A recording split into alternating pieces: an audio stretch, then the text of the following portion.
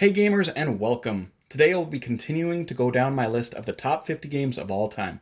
In this video I will hit up my 30 through 21 and we'll be cruising right along pretty steady here. So let's jump right into it at number 30. Number 30, Onitama. Onitama is a two-player chess-like game where players will be using cards that have a specific way you can move your pawns. When you use that move card, it then goes to your opponent's hand for it to be available now for them to use. So you will be moving your pawns and passing cards back and forth, trying to trap your opponents and take their pawns and master out. Whenever anyone tells me they like chess, I automatically tell them about this game. It is usually very cheap and it comes with a game playmat. Hint to publishers, if you want me to like your game, include a playmat. Huge bonus points. Number 29, Hadara. Hadara is a card drafting civilization building game. Basically, to me, it is an improved modern take on Seven Wonders. You will be drafting cards, building those cards, or hiring certain people to put into your tableau that is in front of you. You'll be trying to build statues as well as getting some honor and glory points, plus maybe doing a little hate drafting so your opponents don't get what they need. The turns are pretty fast and easy, and why I actually prefer this over Seven Wonders is it is a bit more streamlined and easy to teach. I really enjoy the bright colors that pop in this game. It makes it have some fun table presence. Number 28, Hats.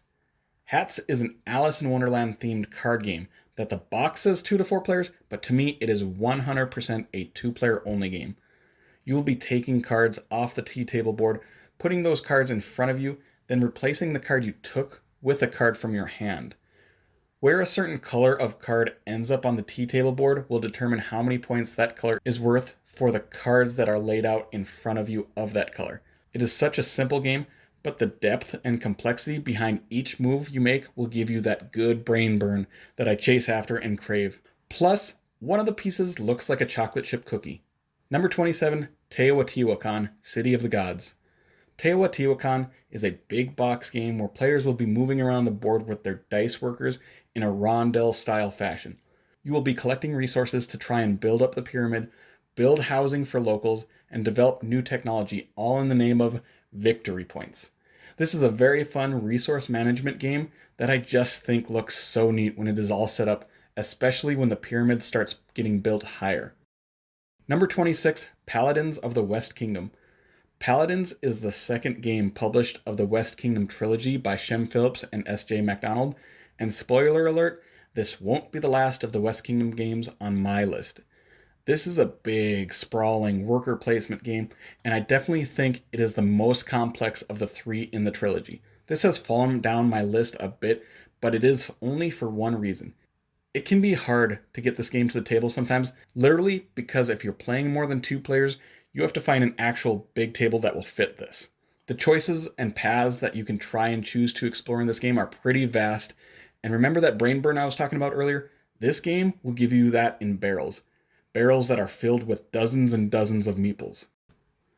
Number 25, Horrified. Horrified is a cooperative game where players will be trying to team up together to beat up on some old school Universal Studio monsters like Dracula, the Invisible Man, and Frankenstein, along with a few others. It is a rather light game that has become a regular for my game group and is especially great when introducing new people to modern board games. It is my favorite of the Prospero Hall games that I have played. I'm just really hoping they support this game with some expansions to introduce even more monsters to the game. Number 24, Hanamikoji. Hanamikoji is another 2-player only card game where players will be playing cards on their side of a geisha trying to win their favor. The more cards a player has on their side of a geisha will win that geisha, but it's just not as simple as that. Each player has the same 4 actions available to them each round that they can only use once. And a few of these actions will actually make you give cards to your opponent and have them choose which cards you will give to them and which cards you get to take. It is one of those games where you are just trying so hard to get into your opponent's head to try and figure out what they are trying to do. Number 23, Welcome To. Welcome To is a flip and write game instead of a roll and write game, and it is the highest game from those genres on my list. You will be flipping over cards that you will need to choose from. You will choose a numbered card that has some sort of ability attached with it that is optional.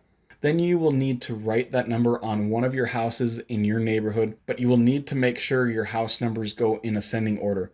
This is one of those games that doesn't even have a limit of how many players can play, as long as you have enough sheets for everyone. I'm including the sequel with this, Welcome to New Las Vegas.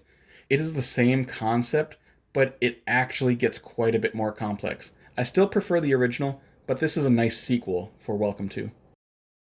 Number 22, Orleans. Orleans is a bag building game, much like a deck building game, but you will have a bag that are filled with your different worker chips, and each round you'll be pulling out randomly some of your chips and then placing them on different spots to then buy better workers for whichever strategy you are working on and putting those back into the bag. You will have a board that you will be moving around and expanding on and building trading posts in a medieval France setting. This is such a fun game, but frustrating nonetheless, because whenever you need to pull a certain worker from that bag, as Stefan Feld as my witness, you will never ever pull that ship. Number 21, Terraforming Mars. Terraforming Mars is an engine building game where players will take on the role of giant corporations with the ultimate goal of terraforming Mars and making it livable for humankind because we have utterly trashed Earth. Players will have a hand of cards that they will have to purchase and then put in front of themselves. And those cards will slowly build up your corporation's capabilities until towards the end of the game, each round you will be able to make massive moves to help put out oceans, raise the temperature of the planet, and build greeneries to produce some oxygen. This game has climbed a ways for me, and that's because of the Prelude expansion, which speeds up the game quite a bit, which was my only gripe of the game before, is that it took too long. So I highly recommend this game, and that goes double for the Prelude expansion with it. And that will do it for my 30 through 21. I'm very excited to start revealing my top 20 games here in the coming days, so if you'd like to check that out, why don't you give the board meeting a like and subscribe so you don't end up missing those videos. That will adjourn this meeting, and I hope you all have a marvelous day.